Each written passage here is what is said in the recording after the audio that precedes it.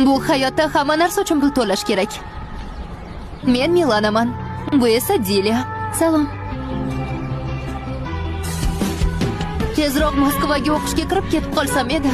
Uni ota-onasi joyiga tekkizgan. Seni ota-onang joningga tekkan. Oy, qo'ysangchi. Men esa shunchaki yangi hayot izlayapman.